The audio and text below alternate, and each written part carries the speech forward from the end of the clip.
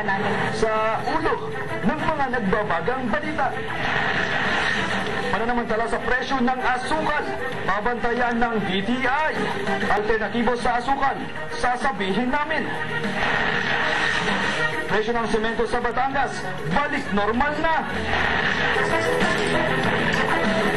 Alog ako si Sarita Care, kasama ang mga patron ng Pilipino nagbabalita at naglilingkod sa inyo sa Timog Katagalugan.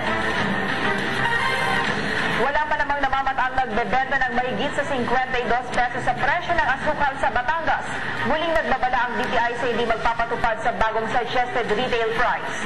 Nagpapatrol, Edison Reyes.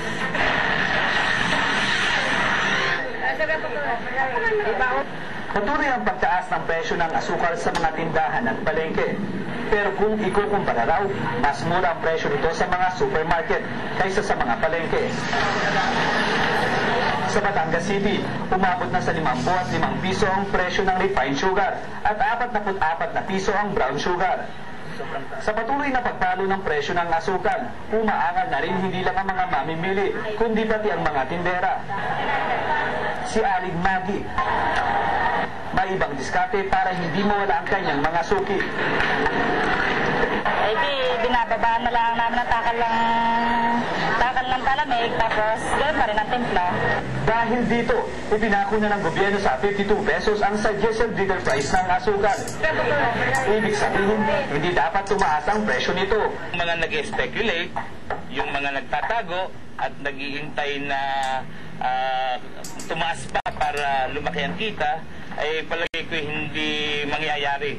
Aminado naman ang DTI na walang kakulangan sa supply ng asukal, kaya walang basihan ang pagtataas ng presyo. Suspetsa talagang ang dahilan na yung mataas na paggamit. No? Ang demand ngayon ay comparatively mas mataas kaysa mga nagdaang panahon. Kaya babala niya sa mga negosyante na nagsasamantala sa mga mamimili. Kung talagang hindi susunod ang ating mga magtitinda, ay di mapipilitan kaming pairalin ang mga batas na umiiral at ito ay maaaring meron ng resulta na kami ay magpapasara or magkukumpiska ng mga asukal. Kampanya ng DTI na hindi naabot sa pinangangambang 60 pesos ang presyo ng asukal. Edison Reyes, Patrol ng Pilipino.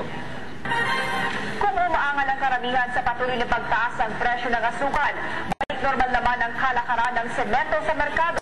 210 pesos ang suggested retail price o SRP. Ang detalye sa pagpapatrol ni Edison Reyes.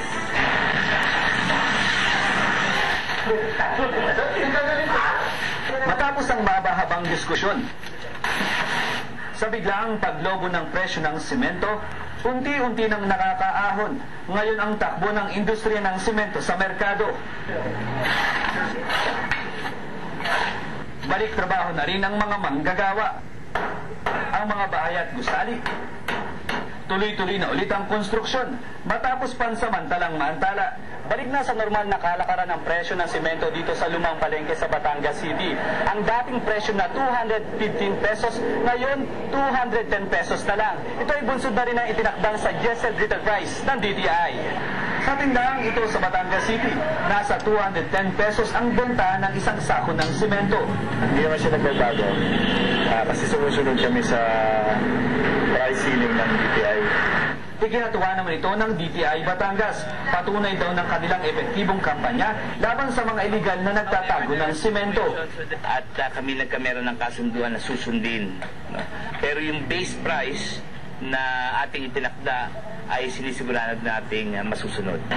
Wala na raw dapat ipangamba ang mga mamimili. At kung sakaling patuloy na may magsamantala, maaaring tumawag sa kanilang telepono bilang 756-1136 at 756-2330 ang sinumang may reklamo. Edison Reyes, Patrol ng Pilipino.